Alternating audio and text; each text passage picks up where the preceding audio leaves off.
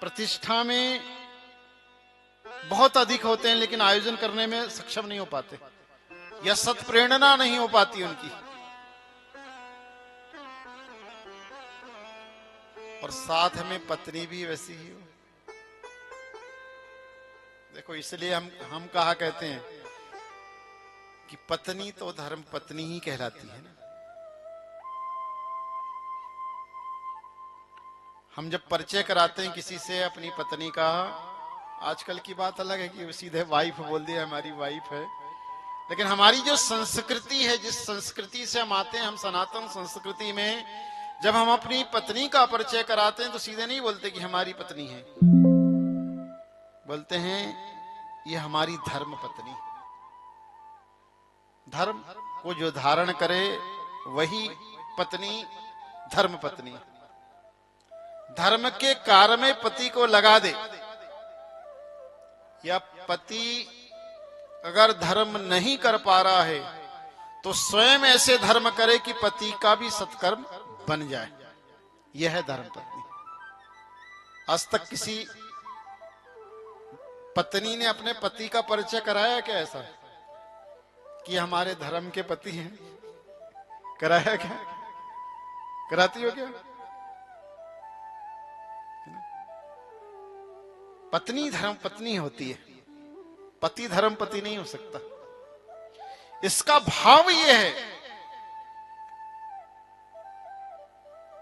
कि स्त्री ही धर्म को धारण करती है, महिलाएं ही धर्म को धारण करती है। समझ जाइए।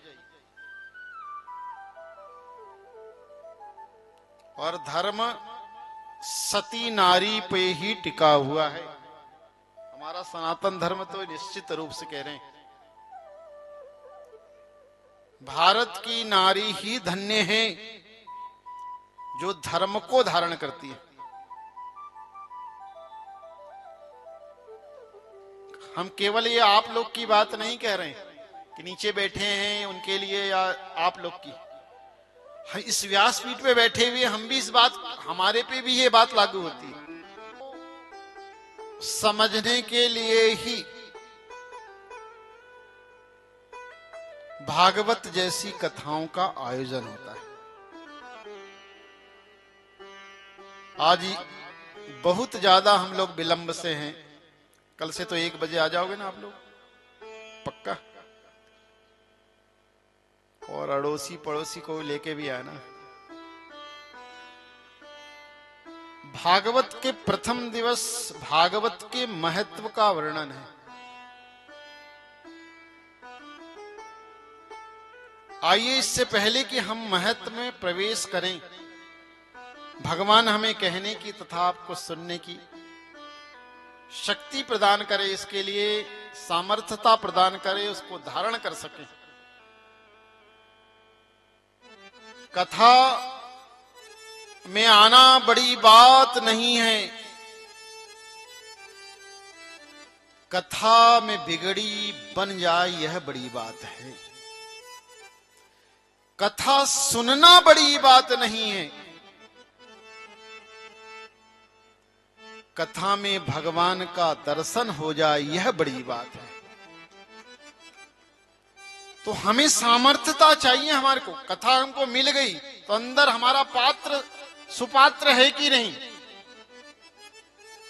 हम जिस चीज को सुन रहे हैं उस चीज को पचा पा रहे हैं कि नहीं, बचा पा रहे हैं कि नहीं, संभाल पा रहे हैं कि नहीं। बहुत अच्छा गऊ का दूध है, गौ माता का बहुत अच्छा दूध है, लेकिन हमारा बर्तन में अगर खराबी है, बर्तन दूषित है, तो दूध फट जाएगा। तो कथा बहुत, भगवान की कथा तो बहुत अच्छी है, उसमें कोई दो राय नहीं, लेकिन कथा हमारे अंदर जाके फट तो नहीं रही है, इसको संभालना। आइए इस कीर्तन के माध्यम से, भगवान के नाम के माध्यम से पहले हमारी जिह्वा को शुद्ध करें, फिर हमारे मन और मस्तिष्क को उसके माध्यम से मार्जन करें ताकि पवित्र हो जाए और हम दिव्य कथा को धारण कर सकें। हे गोपाल राधा कृष्ण गोविंद गोविंद, हे गोपाल राधा कृष्ण गोविंद गोविंद, हे गोपाल राधा कृष्ण गोविंद गोविंद, हे गोपाल राधा कृष्ण गोविंद गोविंद, हे गोपाल राधा कृष्ण गोविंद गोविंद, हे गोपाल राधा कृष्ण गोविंद गोविंद, हे गोपाल राधा कृष्ण गोविंद गोविंद, कृष्ण गोविंद गोविंद, कृष्ण गोविंद गोविंद, कृष्ण गोविंद गोविंद, कृष्ण गोविंद गोविंद, हे गोपाल राधा कृष्ण गोविंद गोविंद, हे गोपाल राधा कृष्ण गोविंद गोविंद। हरि बोल।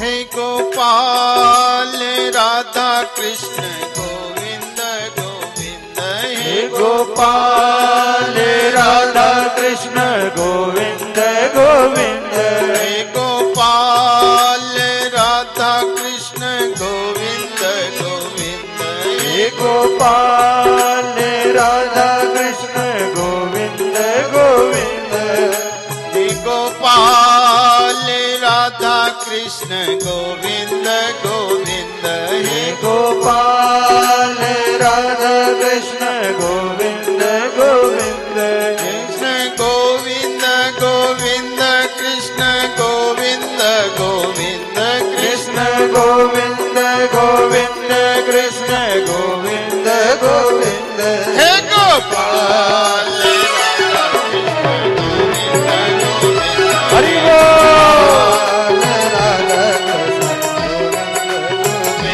हे गोपाल राधा कृष्ण गोविंद गोविंद, हे गोपाल राधा कृष्ण गोविंद गोविंद, हे गोपाल राधा कृष्ण गोविंद गोविंद, हे गोपाल राधा कृष्ण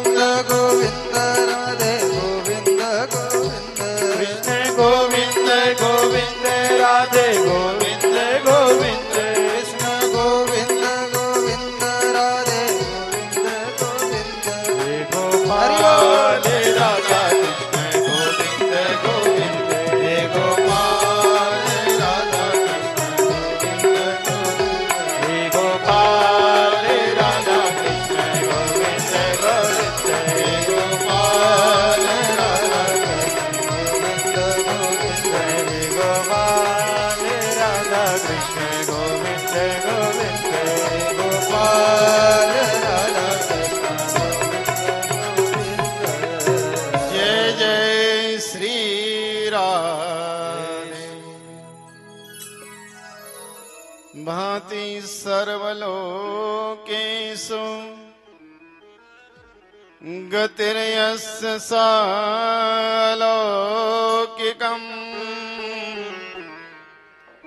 वरिष्ठं सर्वशास्त्रेषु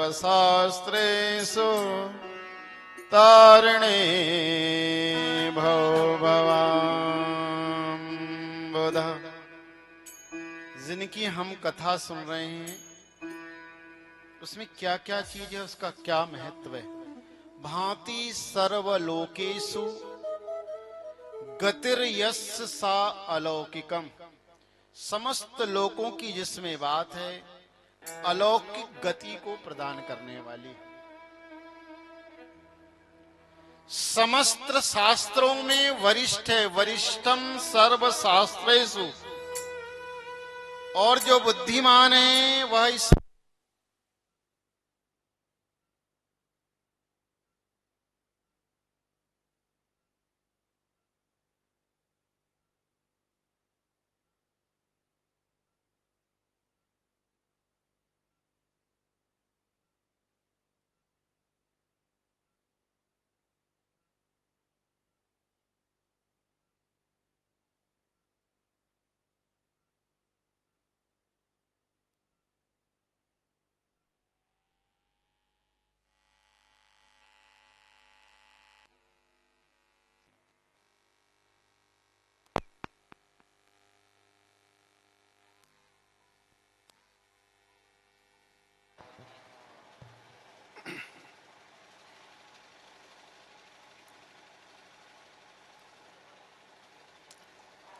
वरिष्ठम सर्व शास्त्रेषु, समस्त शास्त्रों में जो वरिष्ठ है।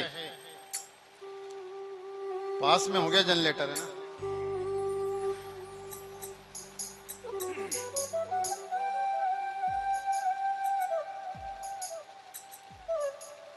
एक बार श्री नारद जी महाराज व्याकुल अवस्था में बद्री विशाल भगवान की ओर भागे हुए जा रहे हैं। ऊपर से सनक, सनंदन, सनातन और सनत कुमार चारों भाई आ रहे हैं।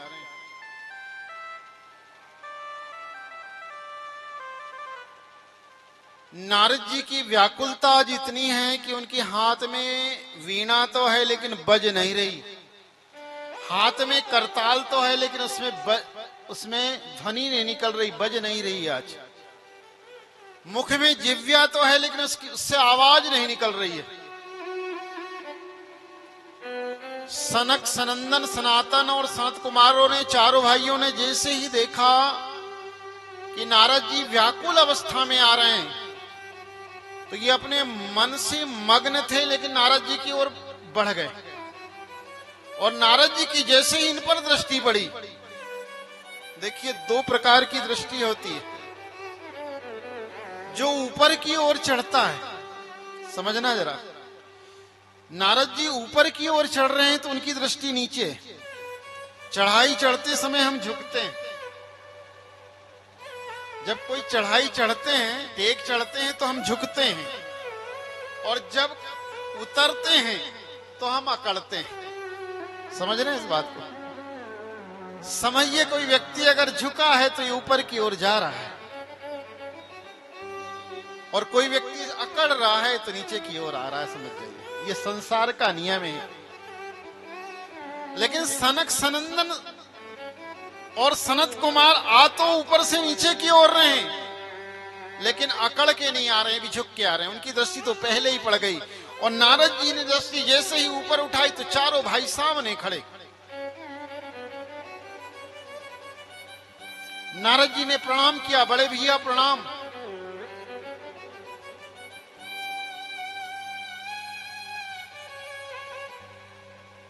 जैसे ही नारद जी ने प्रणाम किया, सनत कुमारों ने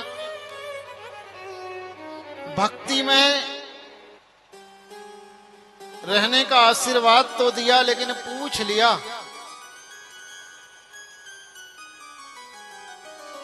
कथम चिंता तुरो भवान। नारद जी, आज तो तुम चिंतातुर दिख रहे हो, और तुम्हारा जो मुखमंडल है, कथम ब्रह्मादीनम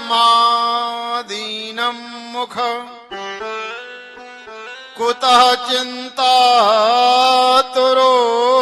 भवान् त्वरितं गम्यते कुत्र आगमन तव। आज तुम्हारा मुखमंडल मलिन दिख रहा है और बड़े बड़े तीव्रता से भागे हुए जा रहे हो, क्या कारण है चिंता का?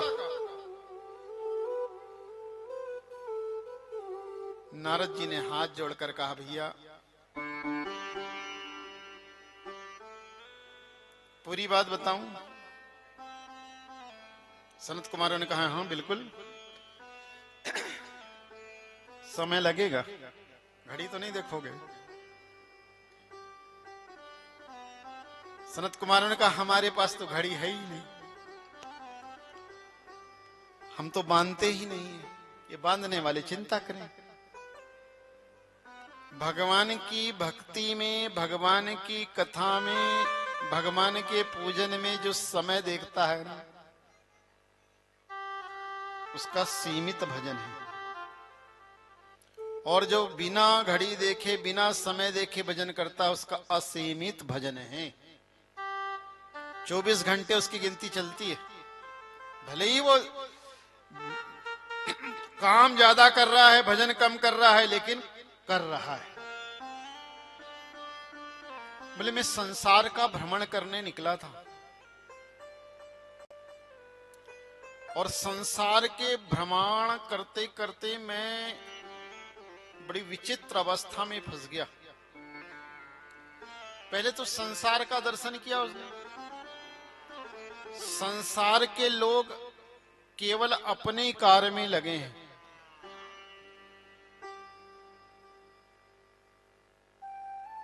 मात पिता बाल कहीं बुलाई, उदर भरई सो धर्म सिखाएं। माता पिता बालक को बुला रहे हैं, पेट भरने का जो धर्म है वही सिखा रहे हैं। सत्यम नास्ति तपः शौच्यम दयादानम न वेद्यते उदर भरणो जीवः वारिका कूटभाषण। संसार में सत्य नहीं रह गया। सबसे बड़ी कमी वही है ना, बस मैं आ रहा हूं, मैं आ गया हूं, मैं निकल गया हूं। समझ रहे हैं? ये सत्य नहीं है। सत्यम नास्ति तपः, तप नहीं है। आप लोग तो बहुत अच्छे कर लेते हैं भजन। शौच नहीं है। शौच अर्थात शुद्धता नहीं है। दया नहीं है। दान भी नहीं है। यद्यपि कलयुग में केवल दान ही एक भगवान का पैर बचा, बाकी तो तोड़ ही दिया महाराज कलयुग ने, लेकिन फिर भी वह कम है। और तो और ये तो संसार की बात है। हरि क्षेत्रम कुरुक्षेत्रम श्रीरंग सेतुवंधनम पुष्करम च प्रयागम च काशी गोदावरी तथा।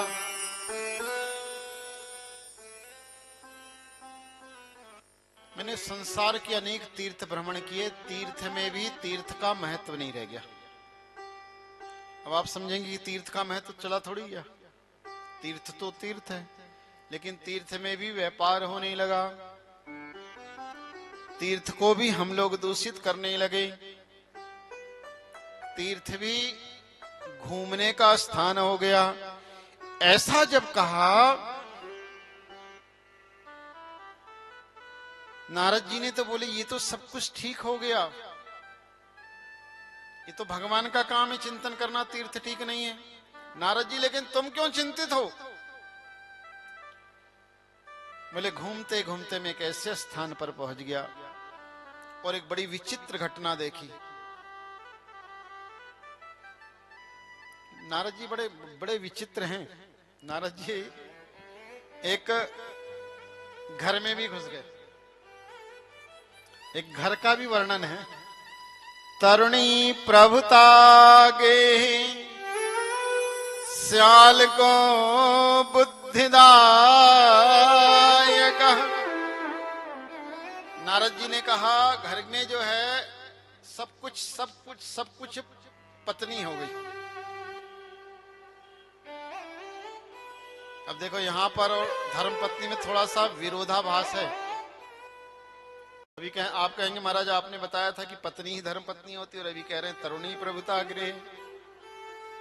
देखो धर्म काम के लिए पत्नी अगर प्रेरणा करती है अच्छी बात है, लेकिन कई बार परिवार में कलह का कारण भी पत्नी हो जाती होती ना। हो चाहे ना हो, लेकिन कहते जरूर है कि जब से काली मंडी वाली आई तब से, ऐसा बोलते हैं ना।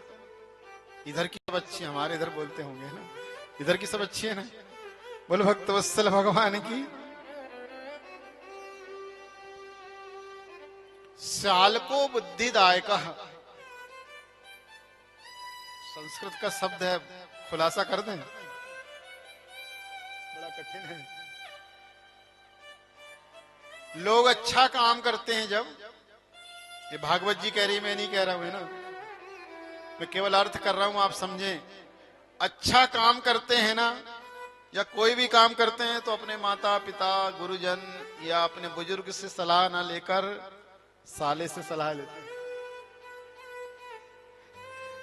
ये लिखा है।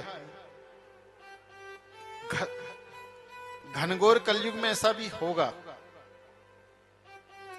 उसका दर्शन किया है श्री नारद जी ने। श्याल को बुद्धिदायक। बोले ये तो सब ठीक हो गया, लेकिन मैं घूमते घूमते एक बड़ी विचित्र घटना मेरे साथ घटित हुई कि मैं घूमते घूमते जब एक क्षेत्र में गया तो दो बूढ़े लेटे हुए थे, बेहोश पड़े थे, अचेत पड़े हुए थे। एक नव युवती वहां पर विलाप कर रही थी। मैंने विचार किया, मन में सोचा कि हो सकता है संसार है, लगता कोई बूढ़ा मर गया होगा, इसके परिवार के सदस्य होंगे तो विलाप कर रहे हैं। मैं थोड़ा सा बगल से निकलना चाहा, जैसे ही निकलना चाहा वैसे ही उस स्त्री ने आवाज लगा दी मुझे, भो भो साधो क्षणम तिष्ठवा मम चिंता विनाशनिम दर्शनम तव लोकस्य सर्वघरम परः। हे साधु एक क्षण के लिए रुक जाओ। अब मैंने विचार किया कि मैं तो साधु महात्मा निकलने वाला था बगल से, अब इसने आवाज लगा दी, अब तो फंस गया, अब तो रुकना ही पड़ेगा। बोलवा के बिहारी लाल की जय हो। और संतन के संग लाग रे, संतन के संग लाग रे, वो तेरी अच्छी बनेगी। संतन के संग लाग रे, तेरी अच्छी बनेगी। संतन के संग लाग रे, तेरी अच्छी बनेगी। संतन के संग लाग रे, तेरी अच्छी बनेगी। अरे अच्छी सभी लोग ताली से तेरी बिगड़ी बनेगी। अच्छी बनेगी तेरी बिगड़ी बनेगी। अरे अच्छी बनेगी तेरी बिगड़ी बनेगी। अच्छी बनेगी तेरी बिगड़ी बनेगी। जाग सके तो जागो, तेरी अच्छी बनेगी। जाग सके तो जाग रे, तेरी अच्छी बनेगी।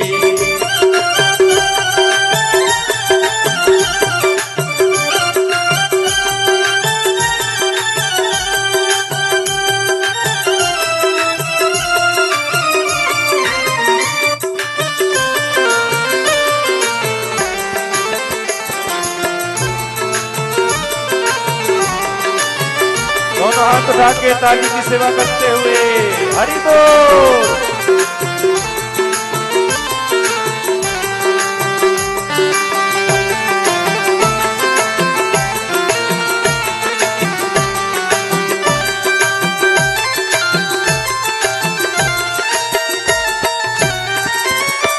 हंसन की गति हंस ही जाने, हंसन की गति हंस ही जाने, हंसन की गति हंस ही जाने, हंसन की गति हंस ही जाने, हंस ही जाने, हंस ही जाने, हंस ही जाने, हंस ही जाने, हंसन की गति हंस ही जाने, हंसन की गति हंस ही जाने।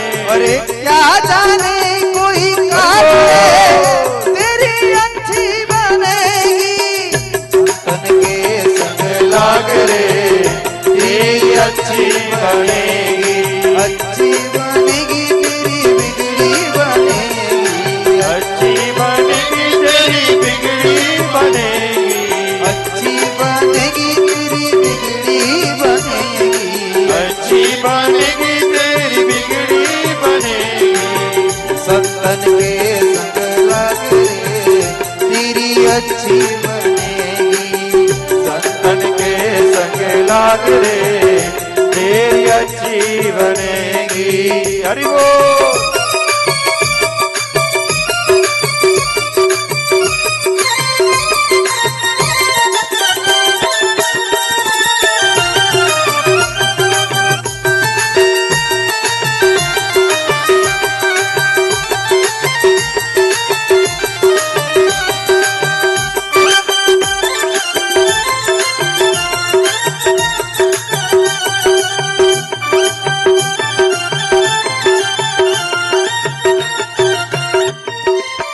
ध्रुव की बन गई प्रहलाद की बन गई, ध्रुव की बन गई प्रहलाद जी की बन गई, ध्रुव की बन गई प्रहलाद की बन गई, ध्रुव की बन गई प्रहलाद जी की बन गई, प्रहलाद की बन गई, प्रहलाद की बन गई, प्रहलाद की बन गई, प्रहलाद की बन गई, ध्रुव की बन गई प्रहलाद की बन गई, ध्रुव की बन गई प्रहलाद जी की बन गई। गुरु सुमिरन हरि बैरा बोल। वो तेरी अच्छी बनेगी, गुरु सुमिरन में लाग रे तेरी अच्छी बनेगी, संतन के संग लाग रे तेरी अच्छी बनेगी, संतन के संग लाग रे तेरी अच्छी बनेगी, संतन के संग लाग रे वो तेरी अच्छी बनेगी। बोल संत भगवान की। जय। साधु को रोक लिया, भो भो साधु क्षणम तिष्ठवा मम चिंता पिनाशनम। एक क्षण के लिए रुक जाओ। रुक गए। बोले देवी हम तीर्थ यात्रा पे हैं, जल्दी से कहिए आप क्या कहना चाहती हैं, और आप हो कौन, और ये दोनों जो लेटे हुए ये कौन है। बोले ये मेरे दोनों पुत्र हैं। बोले तो बड़ी आश्चर्य की बात है, तुम्हारे पुत्र हैं, ये तो मरे हुए महसूस हो रहे हैं, ऐसे लग रहे हैं जैसे 500 साल के हो गए, तुम्हारी अवस्था 16 वर्ष की लग रही है।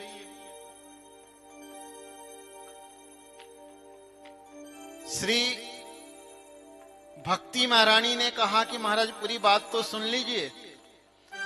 अहम भक्ति मित्र ख्यात इमौ में तनयो मत ज्ञान वैराग्य नामनो काल योगेन जर्जरो। मैं भक्ति हूं और ज्ञान और वैराग्य नाम के मेरे दोनों बेटे हैं, ये काल योग के कारण झरझर हो गए। मेरी उत्पत्ति द्रविड़ देश में हुई, धीरे धीरे कर्नाटक में बढ़ी और महाराष्ट्र में थोड़ा थोड़ा बुढ़ापा आया। क्वचित क्वचित महाराष्ट्रे गुर्जते जीर्णताम गतः, और गुजरात जाकर तो मैं बूढ़ी हो गई।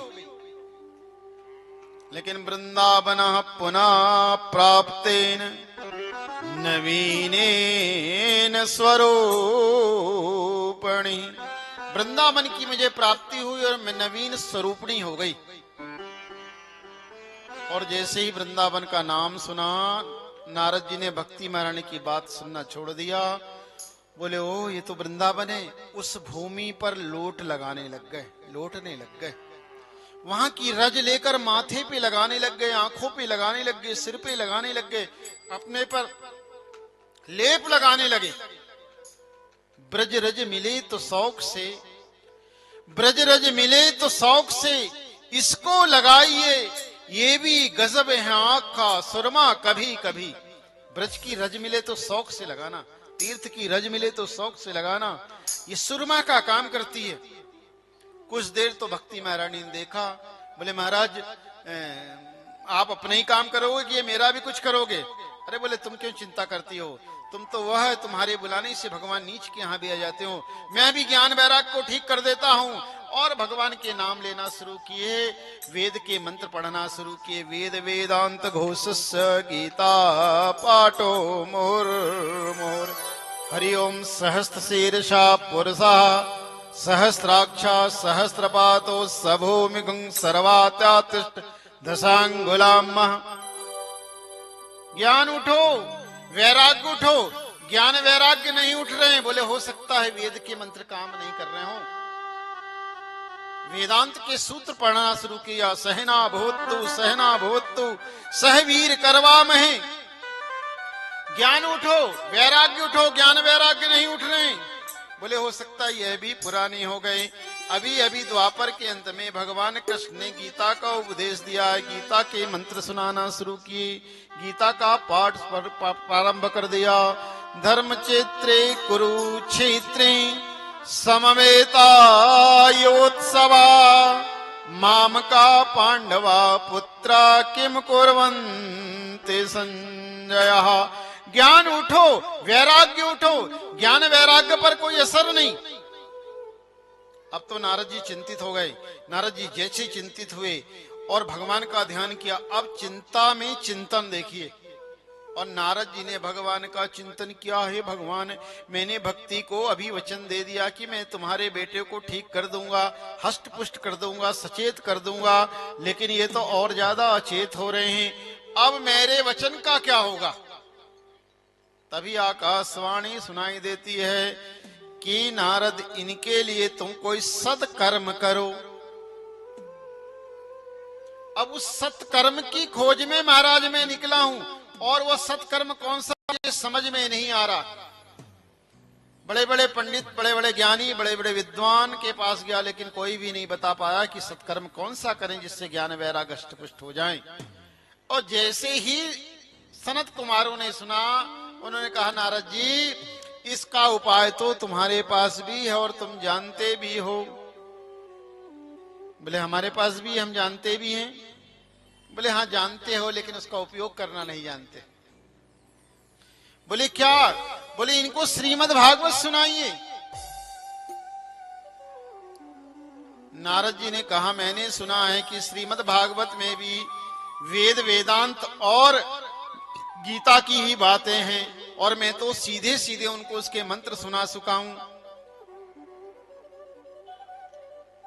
तब सनत कुमारों ने कहा, जिस प्रकार से संपूर्ण गन्ने में मिठास होती है, शक्कर होता है, गुड़ होती है, लेकिन उसके लिए गन्ने को पहले कटना पड़ता है, फिर पिरना पड़ता है, और पिरने के बाद उसको बड़े से कढ़ाओ में खौलाकर जब गुड़ बनाते हैं, तब जाकर गुड़ के स्वाद का पता लगता है। ऐसे ही पूरे दूध में घी है। घी कहां से मिलता है हमको?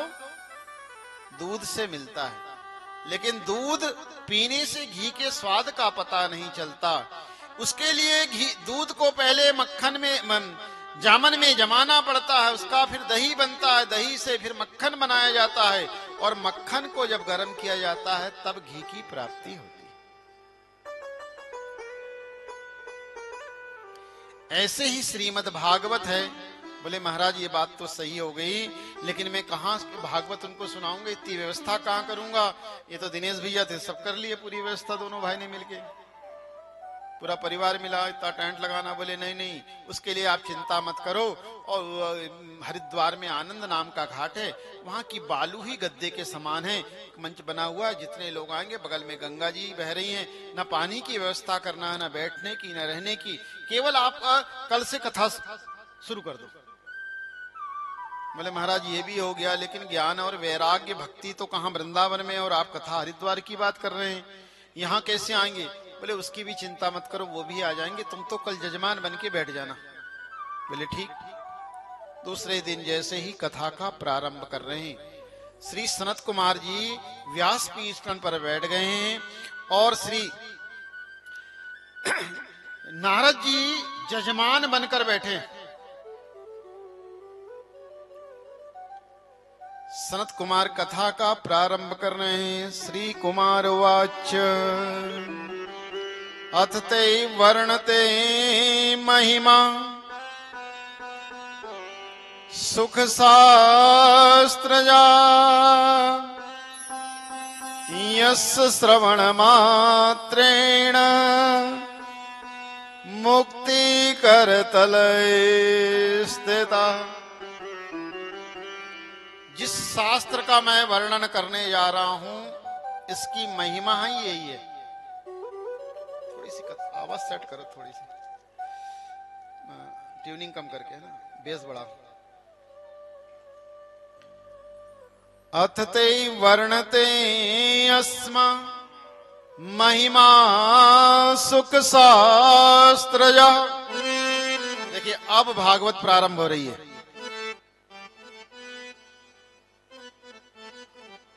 बोले जो इस भागवत को सुन लेता है, यस्य श्रवण मात्रेण हरिचित्तम समाश्रिता। कान के माध्यम से सुनता और भगवान उसके हृदय में समाहित हो जाते हैं। दूसरे श्लोक में तो और भी अच्छी बात कही, सदा सेव्या सदा सेव्या श्रीमद्भागवती कथा यस्य श्रवण मात्रेण हरिचित्तम समाश्रितः। भगवान की कथा बार बार सुनना चाहिए। और क्यों सुनना चाहिए? ताकि भगवान हमेशा हमारे हृदय में बने रहें।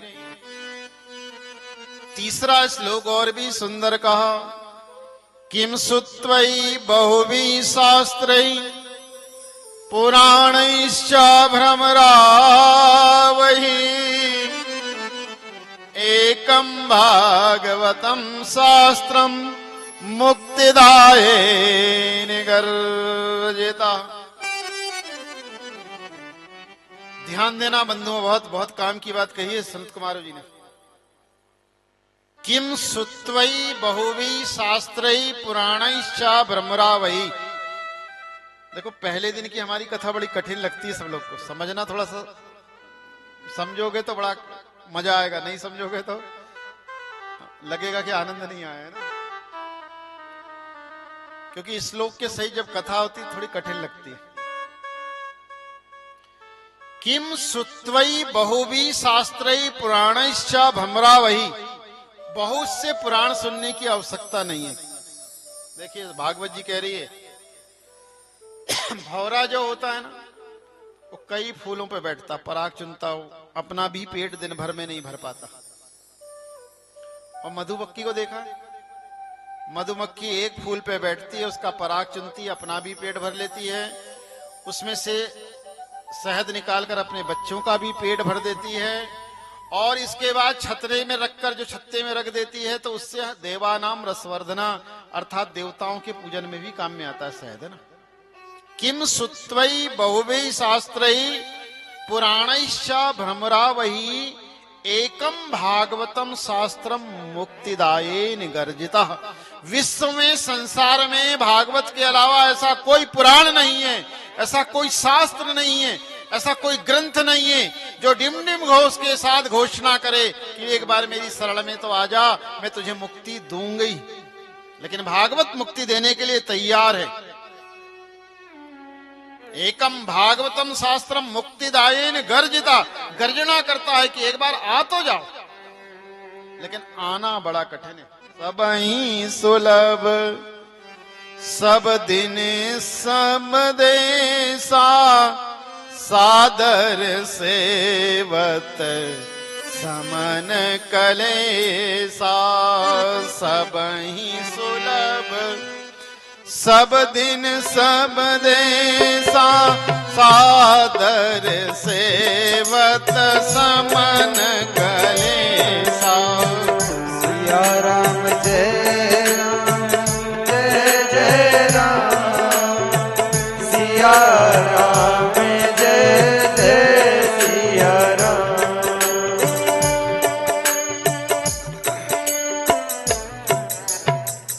सबको सुलभ है, सबको उपलब्ध है, लेकिन इसका सेवन करना बड़ा कठिन है। इस प्रकार के महत्व का जब वर्णन कर रहे थे श्री सनत कुमार, तभी एकाएक भक्ति महारानी वहां पर प्रकट हो गई। और कैसे प्रकट हुई? भक्ति सुतौ तौ तरुणौ गृहीत्वा, प्रेमेक रूपा सहसा विराशा। अपने दोनों बेटों को लेकर गोद में सी प्रकट हो गई।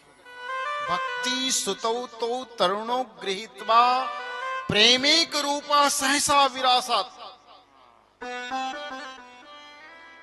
और प्रकट हुई तो केवल प्रकट नहीं हुई, भगवान के नामों का गान करने लग गई। बोल हरि हरि हरि बोल, केशव माधव गोविंद बोल। बोल हरि हरि हरि बोल, केशव माधव गोविंद बोल। बोल हरि हरि हरि बोल, केशव माधव हरि हरि बोल। मुकुंद माधव गोविंद बोल, मुकुंद माधव गोविंद बोल, मुकुंद माधव गोविंद बोल। मुकुंद माधव गोविंद बोल, केशव माधव हरि हरि बोल। केशव माधव हरि हरि बोल, केशव माधव हरि हरि बोल। केशव माधव हरि हरि बोल। बोल हरि हरि हरि बोल। बोल हरि हरि हरि बोल। केशव माधव गोविंद बोल। केशव माधव हरि हरि बोल।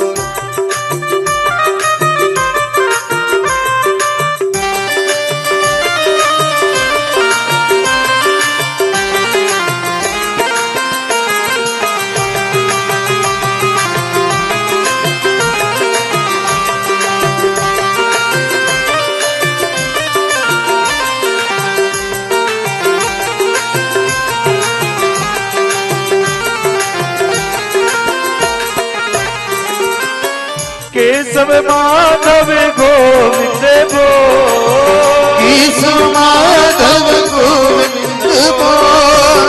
केशव माधव गोविंद बोल। केशव माधव गोविंद बोल। मुकुंद माधव गोविंद बोल। मुकुंद माधव गोविंद बोल। मुकुंद माधव गोविंद बोल। मुकुंद माधव गोविंद बोल। बोल हरि हरि हरि बोल। बोल हरि हरि बोल। बोल हरि हरि हरि बोल। बोल हरि हरि बोल। केशव माधव गोविंद बोल। केशव माधव हरि हरि बोल। केशव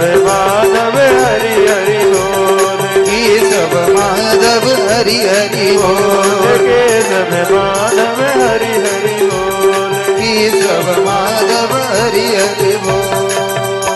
बोले भक्तवत्सल भगवान की जय। ऐसा कीर्तन हुआ, भगवान स्वयं वहां पर प्रकट हो गए।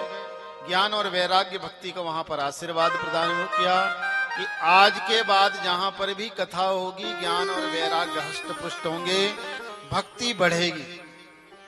जहां पर भी कथा होती थोड़ा बहुत तो बढ़ जाती है, भले फिर भूल जाए।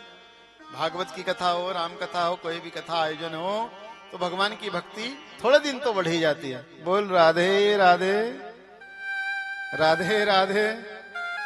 भूल जा रहे, नींद आने लगी क्या? राधे राधे। आधे लोग सोच रहे कि हम घर जाएंगे। घर हमको भी जाना है ना, हम तो रुकने आएंगे।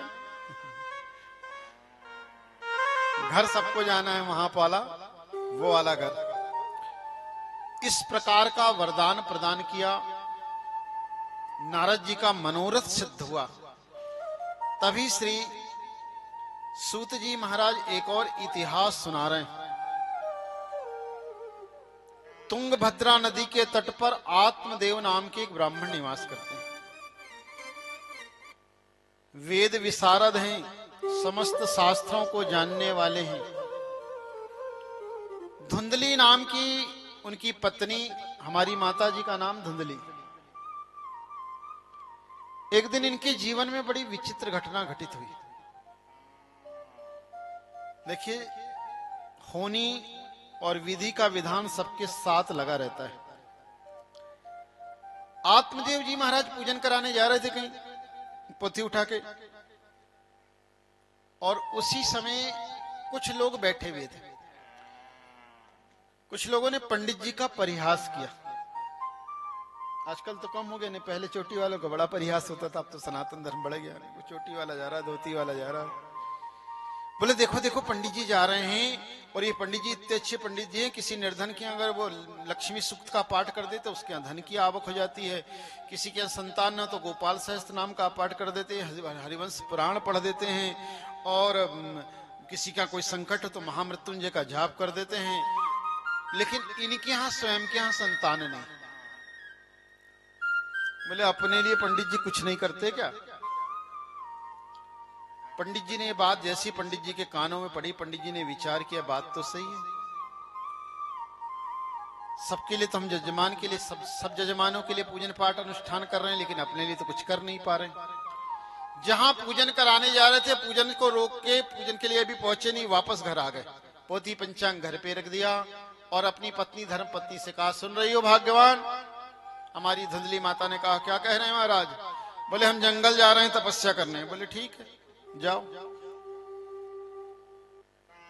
पोथी पंचांग की पंडित जी निकल गए। हमारी माता जी इतनी अच्छी हैं कि उनने पूछा भी नहीं कि जा रहे तो कुछ खा पी जाओ, रास्ते का सिंदूरी ले जाओ, कुछ नहीं, जा रहे जाओ। इतनी अच्छी थी।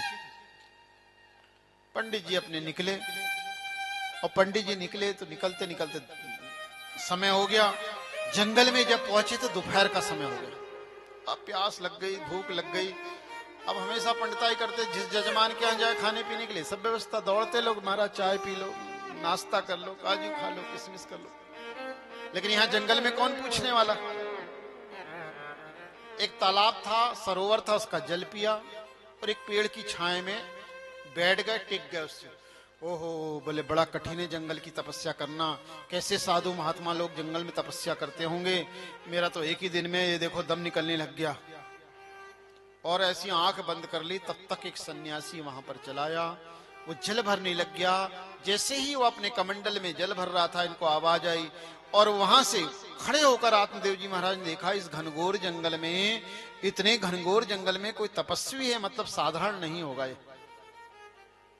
चलो मिलना चाहिए। गए, प्रणाम किया, और जैसे ही प्रणाम किया, इनको देखा, उस सन्यासी, उस महात्मा ने, उस दंडी ने कहा, देखने से तो ब्राह्मण लगते हो, लेकिन इस समय बड़े चिंतातुर दिख रहे हो, क्या बात है? बोले महाराज सब तो ठीक है, लेकिन मेरे यहाँ बड़ा कष्ट है। बोले क्या? मेरे यहाँ कोई संतान नहीं है। सन्यासी ने हंसते हुए कहा, अरे संतान के चक्कर में क्यों पड़ते हो? ये बेटा बेटी का चक्कर बड़ा बुरा है। जिनके हैं वो जान रहे हैं कि कितना परेशान करते हैं, है ना। पूछो जिनके हैं, जिनके एक है उनके, जिनके दो हैं उनसे। बोले इस चक्कर में मत पड़ो। अगर इस चक्कर में तुम पड़ोगे तो सब छूट जाएगा। भगवान को अपना मान लो। देखो भगवान को, सन्यासी की बात जरा ध्यान देना, भगवान को अपना बेटा मान लो। कितने लोग बेटा मानते भगवान को? मानते कोई? मानते? कहती तो रोज हो, कहती हो ना। अभी भी कह रही थी, हमारे सामने भी कह रही थी ना, त्वमेव माता च पिता त्वमेव, त्वमेव बन्धो च सखा त्वमेव, त्वमेव विद्या द्रविणम् त्वमेव, त्वमेव सर्वं मम देव देव। तुम ही सब कुछ हो। त्वमेव सर्वं मम देव देव। लेकिन मानते कम लोग हैं। मानो आत्मदेव जी महाराज, तुम भगवान को बेटा मान लो। आत्मदेव ने कहा नहीं महाराज, ये भगवान को मान ले, लेकिन मैं एकमात्र अपने पिता का पुत्र हूं। गरुड़ पुराण की कथा सुना दी आत्मदेव जी महाराज ने महाराज सन्यासी को। कहा महाराज गरुड़ पुराण में वर्णन आता है कि अगर एक से अधिक पुत्र, एक से अधिक भाई और एक को भी पुत्र हो जाए तो सब पुत्रवान होते हैं। एक को भी बेटा बेटी हो जाए तो सब पुत्रवान है। ये बात पक्की समझना इस बात को, है ना। एक से अधिक भाई हैं, अगर कोई कहे कि निपुता है तो बिल्कुल गलत बोल रहा है। संतान है आपके परिवार में, आपके भाई का है तो आपकी भी संतान है, आपकी देवरानी जेठानी की भी है तो आपकी भी संतान है, क्योंकि आपको जल वो देगी। लेकिन महाराज मैं तो अकेला हूं।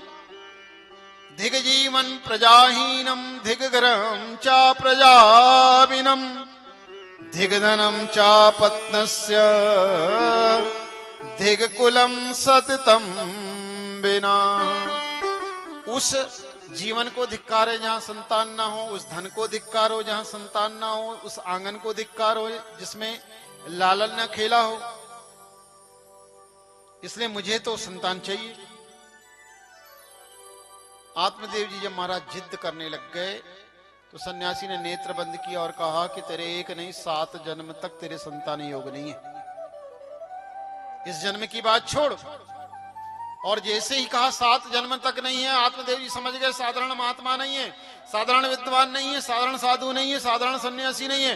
पैर पकड़ लिए, कहा महाराज मुझे आशीर्वाद दो, अब तो मुझे संतान चाहिए। अगर आपने नहीं दी तो मैं आपके चरण पकड़कर अपने प्राण छोड़ दूंगा। सन्यासी ने कहा छोड़ पंडित जी, पैर छोड़ो। पंडित जी महाराज पैर छोड़ो, ये क्या कर रहे हो?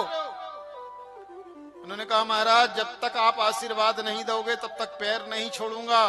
अगर मैंने आपके पैर पकड़कर कहीं पैर अपने प्राण छोड़ दिए तो आपको ब्रह्म हत्या ऊपर से और लग जाएगी। सन्यासी ने विचार किया ब्रह्म हत्या लगने से पहले ही आशीर्वाद दे देना चाहिए। सन्यासी ने एक फल लिया और फल देकर कहा आत्मदेव ये फल लो, अपनी पत्नी को खिला देना और अपनी पत्नी से कहना कि धर्म का पालन करते हुए सत्कर्म का पालन करेगी तो निश्चित रूप से तुम्हारे यहाँ विद्वान पुत्र उत्पन्न होगा। और जैसे ही फल लिया आत्मदेव जी को महाराज को फल की प्राप्ति हुई, भागे वहां से घर की ओर। देखो जब हमको कोई आशीर्वाद मिल जाता तो हम सीधे अपने घर की ओर भागते हैं। जब तक नहीं मिला तब तक सन्यासी करते रहे और लेकर आए, आवाज लगाई अरे सुन रही हो भाग्यवान? बोले हाँ महाराज आप तो तपस्या करने गए थे, इतनी जल्दी वापस आ गए एक ही दिन में। बोले एक सन्यासी मिल गया, उसने देखो फल दिया है, इस फल को तुम खा लो, हमारे यहाँ बेटा ही होगा। आत्मदेव जी महाराज ने जैसे ही फल दिया, हमारी माता धुंधली ने हाथ में लिया और फल को जैसे ही लेकर खाने की हुई तब तक पंडित जी जहां पर कथा करने जा रहे थे वो जजमान आ गया। उसने आवाज लगाई महाराज महाराज महाराज। बोले क्या है? अरे बोले आपका सुबह से इंतजार कर रहे हैं, आप हमारे यहाँ आए नहीं। अभी देखो सब पूरा भंडारा तैयार हो गया, थोड़ा सा हवन करा दो ताकि भंडारा प्रारंभ करें। पंडित जी ने अपनी पोथी पंचांग उठाई, पंडित जी उधर निकल गए। हमारी माता जी ने फल ले लिया, फल लेकर विचार करने लग गई। तब तक पड़ोसन आ गए। पड़ोसन से बताया, देखो पंडित जी जंगल गए थे, एक महात्मा ने फल दिया, खाने के बाद कहते हैं कि इससे पुत्र की प्राप्ति हो जाएगी। ये बात बता ही रही थी पड़ोसन को। और तब तक जो है पड़ोसन के भी आदमी ने आवाज लगाई, वापस चले गई पड़ोसन भी। संजोग से इनकी बहन आ गई, छोटी बहन। बहन को देखकर बड़े प्रसन्न हो गई। बहन देख, तेरे जीजा जी जंगल गए थे, फल दिया है और इसको खाने से बोले संतान की प्राप्ति हो जाएगी कहते हैं। लेकिन जो है मैंने ये फल खा लिया तो मैं सोचती हूँ कि अगर फल खाया और मैं गर्भवती हो गई तो गर्भवती स्त्रियों को बड़ा बमन होती है, उल्टी होती है, तो मैं दुबली हो जाऊंगी। हष्ट पुष्ट हूँ, इतनी मोटी हूँ, कहीं दुबली हो गई तो। और ये भी नहीं हुआ तो कहीं ऐसा ना हो कि मैंने सुन रखा है कि कभी कभी गर्भस्थ शिशु गर्भ में आड़ा हो जाता है और कई माओं की मृत्यु हो जाती है, कहीं मैं मर गई तो। मरने की बड़ी चिंता। बोले ये बात, अगर ये भी सब कुछ नहीं हुआ और मैं प्रसूति हुई और कहीं नंद आ गई घर में, बुलाना ही पड़ेगा डिलीवरी के समय, और नंद आ गई और नंद ने बांध बूंद के सब ले गई तो मेरा तो सब माल भी चला जाएगा। नंद की बड़ी चिंता। मेरी मति के अनुसार तो संसार में 2 ही स्त्रियां सुखी हैं। बोले जिसकी संतान नहीं वो बड़ी सुखी है। ये केवल धुंधले की मति है। हमारी मौसी जो आई थी उसने कहा, मौसी ने कहा देख दीदी चिंता मत करो, मेरा तो 3 महीने का गर्भ पहले ही हमारे यहाँ लाइन लगी है, हमारे यहाँ वैसी धन की बड़ी कमी है, एक काम करो मैं अपने संतान को आपको दे दूंगी, कुछ बहनों को कुछ दे देना, तो मैं मना लूंगी उनको और वहां पे हल्ला कर दूंगी गर्भपात हो गया मेरा, बच्चा मर गया और यहाँ पर मैं सब काम तुम्हारा जमा दूंगी, थोड़ा धन की व्यवस्था कर देना। बोले ठीक, और इस फल को गाय को खिला दो। इनके यहाँ एक गाय थी, वह गाय भी नहीं भी आती थी, आज तक गाय भी नहीं भी आई थी। उस फल को गाय को खिला दिया और स्वयं जिस प्रकार से गर्भवती स्त्री रहती है वैसी हमारी धुंधली माता रहने लगी। समय व्यतीत हुआ, बहन के यहाँ बेटा हुआ, वहां से रात में उनने बेटा भिजवा दिया। आत्मदेव जी के यहाँ शोर हो गया, हल्ला हो गया, बेटा हुआ बेटा हुआ बेटा हुआ बेटा हुआ करके बधाई आने लग गई। पूरे गांव के लोग एकत्र हो गए, गांव के एकत्र हुए। इसके बाद उसका छठी हुआ, बारसा हुआ, बारसा जब होने लग गया तो नामकरण होने लग गया। जैसे ही नामकरण होने लग गया तो धुंधली माता ने रोक दिया पंडितों को, पंडित जी बताओ बेटा किसका है? बोले तुम्हारा। बोले एक काम करो, बेटा मेरा है तो इसका नाम भी मैं रखूंगी। अब पंडित लोग पंचांग खोल के अपना नाम अक्षर निकाल रहे थे। बोले नहीं नहीं, आज तक सब पिताओं के नाम ज्यादा चले हैं, मैं अपना नाम भी चलाऊंगी। मेरा नाम धुंधली, मेरे बेटे का नाम धुंधकारी होगा। बोले धुंधकारी जी महाराज की जय। धुंधकारी नाम पड़ गया। इधर 3 महीने बाद गाय ने भी एक बछड़े को जन्म देना था, उसके बदले एक पूरे मनुष्य के आकार का बच्चा जन्म दिया। पूरे गांव में आश्चर्य की लहर दौड़ गई और जैसे ही आश्चर्य की लहर दौड़ी पूरे गांव वाले एकत्र हो गए। बोले आत्मदेव महाराज का तो भाग्य जागृत हो गया, देखो इनके यहाँ भी बेटा हो गया, गाय ने भी एक बेटा दे दिया। सब लोग एकत्र हुए, महाराज इसका भी नामकरण कर दीजिए। आत्मदेव जी महाराज ने कहा कि जब एक बेटे का नाम उसके माँ पे है तो दूसरे बेटे का नाम भी उसके माँ पे ही होना चाहिए। गोकर्णम तम सुतम दृष्टवा गोकर्णम नाम च करो।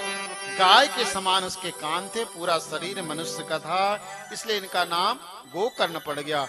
बोलिए गोकर्ण जी महाराज की जय।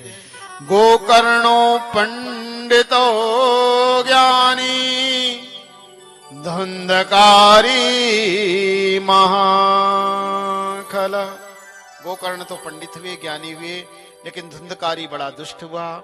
ये जब पढ़ने जाता था तभी अपने सहपाठियों का भोजन छुड़ा छुड़ा के खा लेता। बड़ी शिकायत आने लग गई, इतनी शिकायत आई कि एक दिन आत्मदेव जी महाराज उदास बैठे। बोले इस बेटे से तो मैं निपुता ठीक था, बड़ी शिकायत आ रही है, लोग इसका बड़ी शिकायत कर रहे हैं, बड़ा दुष्ट है। तभी गोकर्ण जी महाराज आ गए। और गोकर्ण जी ने पिता को आज उदास देखा तो कहा, पिताजी आप उदास हैं? अरे क्या बताऊं बेटा, ये तेरा जो भैया है ना बड़ा दुष्ट है, इसकी बड़ी शिकायत आ रही है, बड़े दुष्ट कर्म कर रहा है।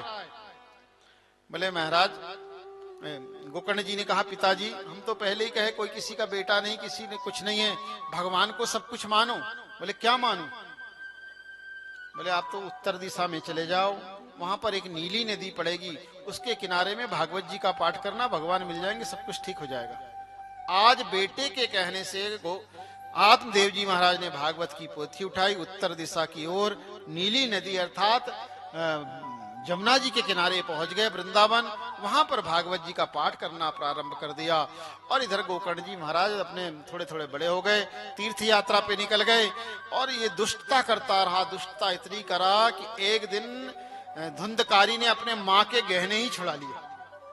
और माँ के जब गहने छुड़ा लिए तो माँ से रहा नहीं गया। देखो स्त्रियों का सब कुछ ले लो लेकिन गहने मत लेना। इनके गहने लिए तो बड़े दुखित होती है। गिरू रखने के लिए भी मत लेना, गिरू के लिए भी, बेचने की तो बात ही छोड़ो, है ना। और हो सके तो एक दो बना के दो बोल भक्तवत्सल भगवान की है, तब भी, तब देखो खुश। चाहे वो माँ हो, चाहे स्त्री हो, चाहे बहन हो, चाहे पत्नी हो, चाहे कोई भी हो, एक दो बना के देते रहो पर लो मत। आज हमारी धुंधली माता भी दुखित हो गई, बेटे ने मेरा ले लिया, बोले आप मेरा जीना निरर्थक है। पति चला गया, उसका शोक नहीं, लेकिन जेवर चलेगा उसका शोक। यहां तक कि स्त्रियों के नाम से अगर आपका घर मकान हो, 10-20 एकड़ खेती हो, लिखवा लो आप, खुशी खुशी लिख देंगी। लेकिन जेवर, अगर जेवर गया तो बड़ी दुखित होती हैं। रात में दुखित होकर बाहर गई शौच के लिए। एक बिना मुंडेर का कुआं था, उसमें गिर गई, इनकी मृत्यु हो गई। सुबह गांव वालों ने देखा, निकाला, रात में चिल्लाई होगी, किसी ने सुना नहीं, मृत्यु हो गई। अब मृत्यु हो गई तो इसका संस्कार किया। गोकर्ण जी महाराज ने संस्कार इत्यादि करा दिया और इनके फूल लेकर वो निकल गए तीर्थ यात्रा पे। जैसे ही गए इधर धुंधकारी निर्धुंध हो गया। पिताजी चले गए, भाई चला गया, माँ चली गई, 5-5 वेश्याओं को घर में ले आया। जितना घर में धन था बेच बेच के खिलाते रहा। जब धन खत्म हो गया तो चोरी करना शुरू कर दिया। एक दिन चोरी राजा के यहाँ की तो बड़ा धन ले आया, बहुत सारा धन लेके आया। इन वेश्याओं ने देखा कि धन तो बहुत ज्यादा है। बोले महाराज कहाँ से ले आए? बोले आज राजा का हाथ मार दिया, राजा के यहाँ। ओ बोले पकड़े जाएंगे निश्चित रूप से। तो उन्होंने मदिरा पिलाई, शराब पिलाई जानपुर के धुंधकारी को। इतनी शराब पिलाई, इतनी शराब पिलाई कि मदहोश हो गया, बेहोश हो गया। खटिये में लेटा, हाथ पैर बांध दिया, गला दबाने लग गई, लेकिन धुंधकारी मर नहीं रहा है। तब चिमटे से पकड़कर गरम गरम अंगारे इसके मुंह में डाले गए। गला अवरुद्ध हो गया, और जब गला अवरुद्ध हो गया तो प्राण पखेरु उड़ गया, मर गया। घर में ही गड्ढा खोदा, गाड़ दिया। अब अड़ोसी पड़ोसी पूछें, धुंधकारी भैया दिख नहीं रहे? अरे बोले वो कमाने गए हैं, कहीं बहुत दूर गए हैं, बंबई चले गए हैं, हमको भी पत्र लिखकर वहीं बुलाया, हम भी कुछ दिन में जाने वाले। तब तक घर सूख साख गया और ये चली गई माल लेकर। अब धुंधकारी प्रेत योनि को प्राप्त हो गया, भूत बन गया। गांव वालों को दिखे प्रेत योनि में। तीर्थ यात्रा में गोकर्ण जी महाराज को किसी ने बता दिया कि लगता तुम्हारे भाई के साथ कुछ गड़बड़ हो गया है, और वो बड़ा परेशान करता है लोगों को। तो गोकर्ण जी महाराज तीर्थ यात्रा से सीधे गया जी चले गए। अपने माता के लिए, अपने पिता के लिए और अपने भाई के लिए वहां पर उन्होंने गया में पिंडदान किया। और पिंडदान करने के बाद वापस आए। शाम का समय था। पिताजी की जो छपड़ी बनी हुई थी बाहर उसारी थी, उसी में एक तखत पड़ा हुआ था, उसी को साफ किया। स्वयं का आसन था बिछाया, बिछाकर उस पर लेट गए। और जैसे ही लेटे, शाम का समय, नेत्र जैसे ही बंद किया, ऐसा लगा कि कोई भैंसा काला सा के खड़ा हो गया। देखते ही देखते वो मनुष्य बन गया। कुछ बोलना चाह रहा है लेकिन बोल नहीं पा रहा, रुदन कर रहा है, आवाज निकल रही, अश्रु गिर रहे। गोकर्ण जी महाराज को दया आई, उन्होंने अपना कमंडल उठाया, उससे जल लिया, मंत्र से अभिमंत्रित करके उस पे सींचा। जैसे ही सींचा कुछ पाप का समन हुआ धुंधकारी का, और बोलने की शक्ति प्राप्त हुई। उसने कहा, भैया मुझे पहचाना नहीं, मैं आपका भाई धुंधकारी हूं। गोकर्ण जी ने कहा, त्वयर्थम तू गया पिंडम मया दत्ता विधानतः। तुम्हारे लिए तो मैंने गया जी में विधान पूर्वक पिंडदान कर दिया था, लेकिन फिर भी आश्चर्य हो रहा है कि तुम्हारा तरण तारण नहीं हुआ। धुंधकारी ने कहा, भैया क्षमा करना, एक बार नहीं 100 बार भी मेरे लिए गया पिंड सतेनापि नामेर मुक्ति भविष्यति। 100 बार मेरे लिए गया जी में पिंडदान करोगे तब भी मेरी मुक्ति संभव नहीं है, इतने मेरे पाप हैं। तो बोले एक काम करो, अभी तो तुम जाओ, तुम्हारे लिए हम क्या कर सकते हैं सुबह सुबह विचार करेंगे। इस प्रकार का कहकर उनको विदा कर दिया। रात्रि भर किसी तरह विश्राम किया, सुबह स्नान किया। स्नान करने के बाद सब जितने थे लोग मिलने आ गए। प्रातःकाल गांव के जितने विद्वान थे गोकर्ण जी से मिलने आए। रात की घटना गोकर्ण जी ने सभी से बताई, लेकिन सभी बड़े आश्चर्य में पड़ गए कि 100 बार गया साध के बाद भी कहता है तो उसकी मुक्ति नहीं है, तो क्या करें। किसी को उपाय नहीं सूझ रहा है। तभी सूर्य भगवान को गोकर्ण जी महाराज ने अर्घ प्रदान किया और मंत्र पढ़कर सूर्य की गति को स्तंभित कर दिया, रोक दिया। सूर्य भगवान ने अपने मन को गोकर्ण के मन से जोड़ा, दोनों में वार्तालाप हुई। तभी सूर्य भगवान ने आदेश दिया कि गोकर्ण तुम अपने भाई के मुक्ति के लिए श्रीमद् भागवत सप्ताह मुक्ति सप्ताह वाचनम करो, मुक्ति सप्ताह करो। उनने उत्कूलन किया। दूसरे ही दिन से गोकर्ण जी महाराज ने भागवत जी का कथा प्रारंभ कर दी। एक जजमान बनाया, जोड़े को बैठा लिया, और जैसे ही कथा प्रारंभ हुई धुंधकारी आ गया। धुंधकारी भटकने लग गया, मेरा भैया मेरे लिए कुछ करा रहा होगा। अब तो ये टेंट लगने लग गए, पहले बांस के ही सब बनते थे टेंट वगैरह। वहीं पर एक 7 गांठ का एक बांस गड़ा हुआ था। उस धुंधकारी प्रेत ने इस विचार किया कि मैं वायु रूप में हूं, अगर यहां पर कहीं बैठकर देखूंगा तो देख नहीं पाऊंगा, उड़ जाऊंगा। इसलिए उसके छिद्र के नीचे जाके बैठ गया और कथा सुनने लग गया। पहले दिन की जैसे ही कथा समाप्त हुई, एक गठान पहले दिन की कथा की समाप्ति पर चटाक करके टूटी। सबने इधर उधर देखा क्या हुआ, किसी को कुछ समझ में नहीं आया। दूसरे दिन की कथा समाप्त हुई, दूसरी गठान चटाक करके टूटी। तीसरे दिन तीसरी, चौथे दिन चौथी, पांचवें दिन पांचवी गठान, छठवें दिन छठवीं गठान टूटी, और 7वें दिन 7वीं गठान टूटी। विदिव्य पीतांबर धारण किया हुआ धुंधकारी प्रकट हो गया। बोले भक्त वत्सल भगवान की जय। और भागवत जी को प्रणाम किया, पीतांबर पहना हुआ है और कह रहा है, धन्यम भागवती वार्ता। देखना जरा इस श्लोक का अर्थ है ना। ये बात एक प्रेत कह रहा है, धन्यम भागवती वार्ता प्रेत पीड़ा विनाशनिम सप्तो अपि धन्य कृष्ण लोक फल प्रदा। और श्रीमद् भागवत का सप्ताह भी धन्य है जो कृष्ण लोक को प्रदान करने वाला। देखिए अभी मिला नहीं है, लेकिन पहले ही बोल दिया, भागवत की कथा प्रेत पीड़ा से भी निवृत्ति दिला देती है। वैसे तो होना नहीं चाहिए, लेकिन अगर राठौर परिवार में किसी कारण से कोई अगर प्रेत मोक्ष नहीं हुआ, प्रेत तो नहीं कह सकते, किसी कारण से इनके पितरों का अगर मोक्ष नहीं हुआ हो, तो इस कथा का फल ये है कि इसको सुनने के बाद उसको मोक्ष मिलता ही मिलता है। इस कथा की फलस्तुति है गोकर्ण धुंधकारी संवाद की, कि वह फल प्राप्त हो और वह भगवान के शाश्वत धाम को प्राप्त हो, यह कामना करते हैं। तो भागवत की कथा प्रेत पीड़ा से भी निवृत्ति दिलाती है और कृष्ण लोक के फल को भी प्रदान करती है। ऐसी अद्भुत कथाएं हैं और इन कथाओं को नित्य हमें सुनना है। आज हमने केवल महात्म सुना है ना, कल ठीक 1 बजे से आना है आप लोग को, है ना। लगभग 1:30 बजे हम मंच पे आ जाएंगे ताकि समय पे कथा हो जाए और समय पे छोड़ भी दें। आज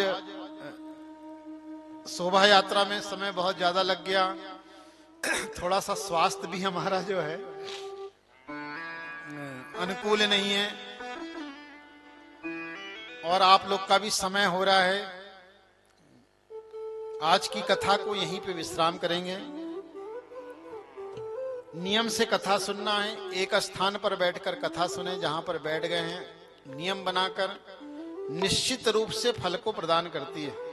एक एक मनोकामना लेकर अगर आप लोग बैठ जाएंगे, 7 दिन की कथा सुनेंगे तो भगवान निश्चित है कि आपकी झोली भरेगा, उस कामना को पूर्ण करेगा। लेकिन कथा में हम आ जाएं उसके बाद मत आना है ना। हमारे आने के पहले आप लोग को आना है, बाद में भी आए तो कोई बात नहीं किसी कारण से, लेकिन प्रयास ये करें कि हम पहले पहुंचे और एक आसन पर बैठें, नियम का पालन करें। हो सके तो एक टाइम भोजन करें और ना बन सके तो फिर दोनों टाइम करें, पर इतना ना खाएं कि आकर कथा में नींद आए। सोना नहीं है कथा में। ऐसी कथा जजमान लोग के लिए तो नियम है ही, जजमान परिवार के लिए हमारी जजमानी तो पूरा नियम का पालन करेगी। फलार करना है और कुछ वक्ताओं के भी लक्षण दिए। भागवत की कथा किनको सुननी चाहिए और किनको कहनी चाहिए। हर किसी से कथा कहना कराना भी कठिन काम है। विरक्तो वैष्णव विप्रः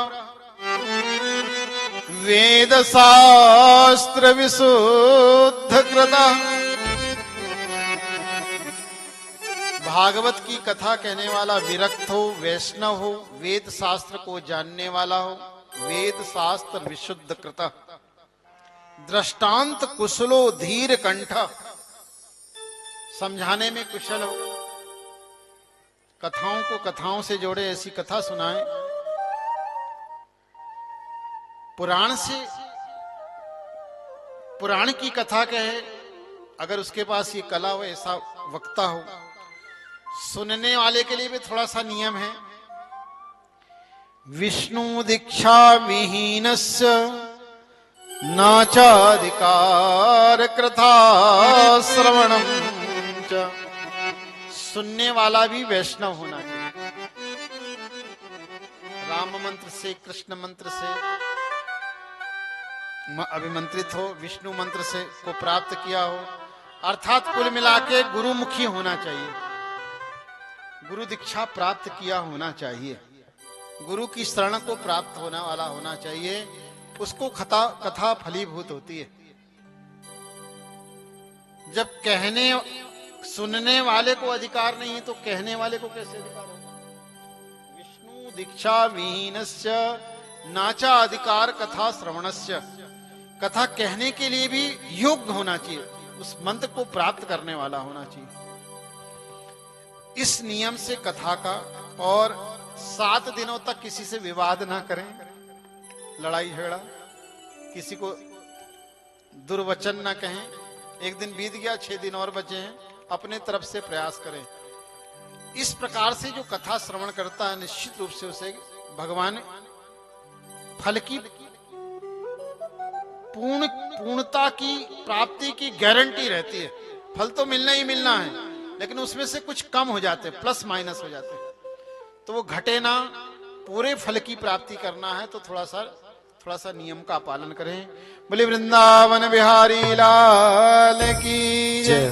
भागवत महापुराण की जय।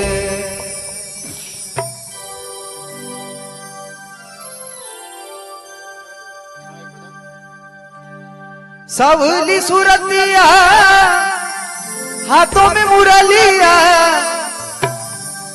सावली सूरतिया हाथों में मुरलिया, लट घुंघरा लेना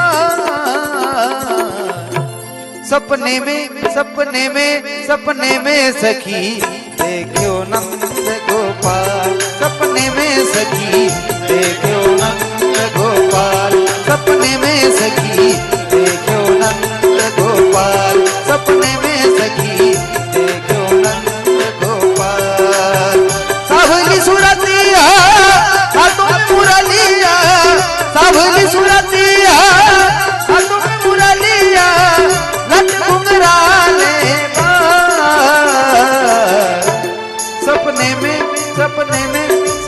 में सखी देखो नंद गोपाल, सपने में सखी देखो नंद गोपाल।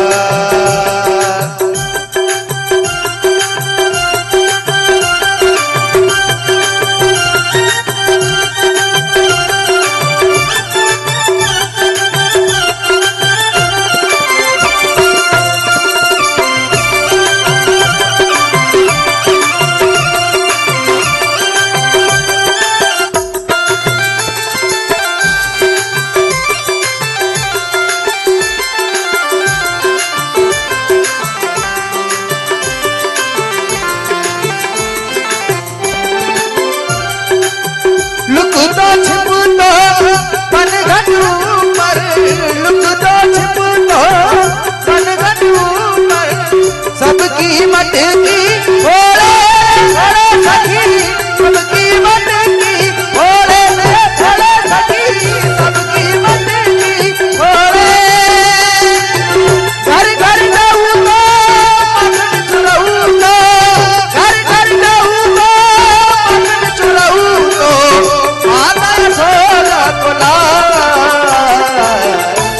सपने में सखी देखो नंद गोपाल, सपने में सखी देखो नंद गोपाल, सपने में सखी देखो नंद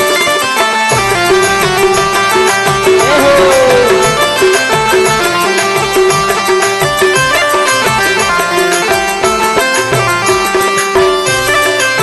सपने में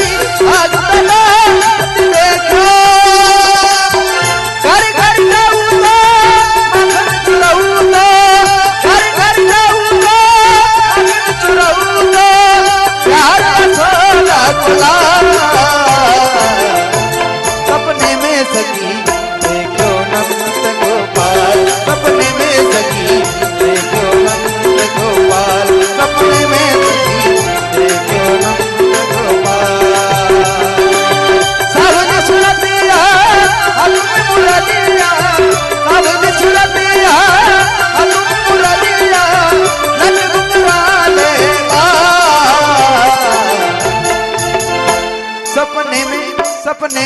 सपने में सखी देखो नंद गोपाल, सपने में सखी देखो नंद गोपाल, सपने में सखी देखो नंद गोपाल, सपने में सखी देखो नंद गोपाल, सपने में सखी देखो नंद गोपाल, सपने में सखी देखो नंद गोपाल।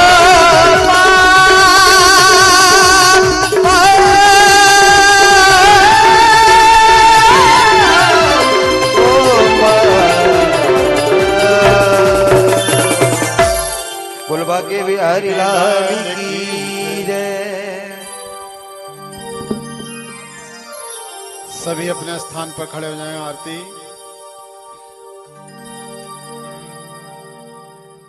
सभी लोग यथास्थान खड़े हो जाएंगे।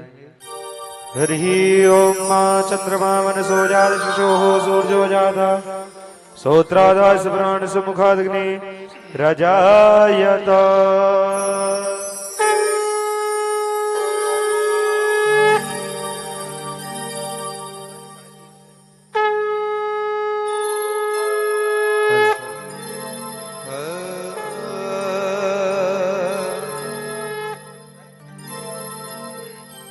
श्री बाके बिहारी तेरी आरती गाऊं, श्री बाके बिहारी तेरी आरती गाऊं, श्री बाके बिहारी तेरी आरती गाऊं, हे गिरधारी तेरी आरती गाऊं, हे गिरधारी तेरी आरती गाऊं, आरती गाऊं प्यारे आपको रिझाऊं, आरती गाऊं प्यारे आपको रिझाऊं, आपको रिझाऊं प्यारे आरती गाऊं, आपको रिझाऊं प्यारे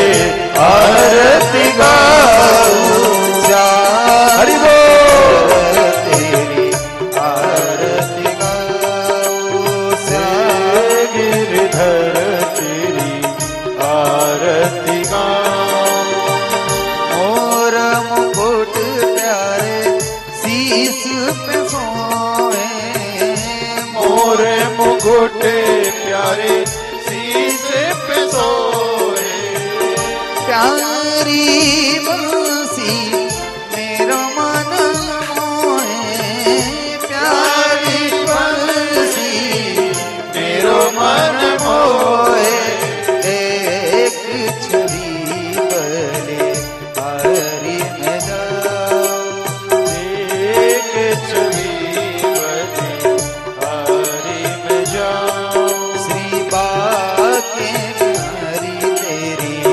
आरती गाऊं, श्री बाके बिहारी तेरी आरती गाऊं, चरणों से निकली है गंगा प्यारी, चरणों से निकली है गंगा प्यारी, जिसने सारी दुनिया तारी, जिसने सारी दुनिया तारी, मैं उन चरणों में दर्शन पाऊं, श्री बाके बिहारी तेरी आरती गाऊं, श्री बाके बिहारी तेरी आरती गाऊं, हरिदास अनाथ के नाथ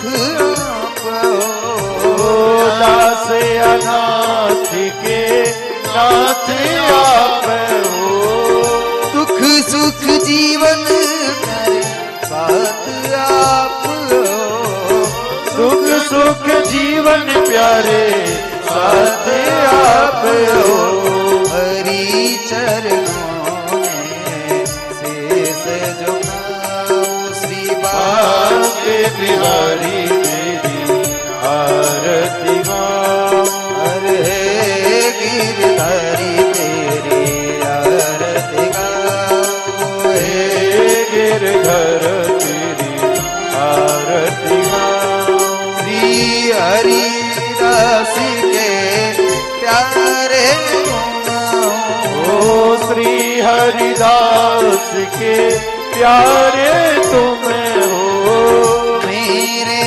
मोहन जीवन धनाओ, ओ मेरे मोहन जीवन धन हो, अरे देख युगला छवि बलि बलि दाओ, श्री बाके बिहारी तेरी आरती गाऊं, श्री बाके बिहारी तेरी आरती गाऊं, हे गिरधारी तेरी आरती गाऊं, हे गिरधारी तेरी आरती गाऊं, आरती गाऊं, आरती गाऊं, अपूर गौरव करुणावतारम संसार सारम भुजगेन्द्रहारम सदा वसंतम हृदयारविंदे भवं भवानी सहितं नमामि। मण्डलमालां प्रदायकाय कपालमालां च शङ्कराय दिव्याम्बराय च दिगम्बराय नमः शिवाय नमः शिवाय त्वमेव माता पिता त्वमेव बन्धुः सखा त्वमेव विद्या द्रविणं त्वमेव सर्वं ममेव देव गुरुर्ब्रह्मा गुरुर्विष्णु गुरुर्देवो महेश्वरा गुरुर्साक्षात् परब्रह्म तस्मै श्री गुरुवे नमः। हरे राम राम राम राम राम हरे हरे हरे राम राम राम हरे हरे कृष्णा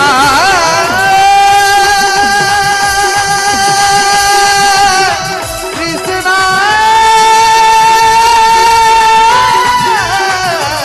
कृष्णा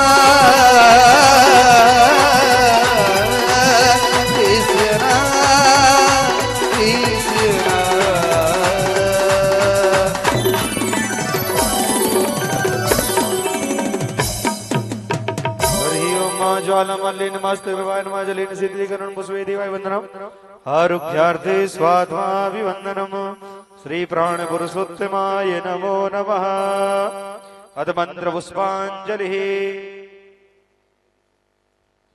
हरिः ओम माज्ञेन यज्ञमय जन्त देवास् तानि धर्माणि प्रदमान्यासन्नः ते हनाकं महिमाना सजन्दद्रपूर्वे साध्याः शान्तिदेवाः हरिः ओम् एकदन्ताय विद्महे वक्रतुण्डाय धीमहि तन्नो दन्ते प्रचोदयात् हरिः ओम् कात्यायन्यै च विद्महे कन्याकुमार्यै च धीमहि तन्नो दुर्गा प्रचोदयात् हरिः ओम् हंस हंसाय विद्महे परमहंसाय धीमहि तन्नो गुरुवर प्रचोदयात् हरिः ओम् चतुर्वेदाय विद्महे च पंचम वेदाय धीमहि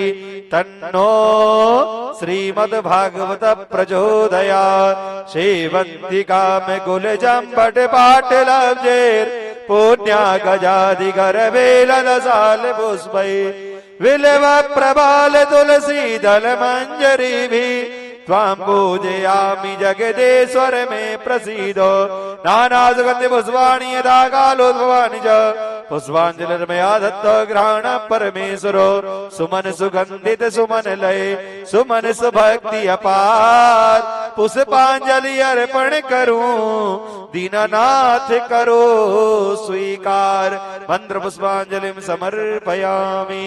बोलो भागवत महापुराण की बांके बिहारी लाल की राधा रानी सरकार की।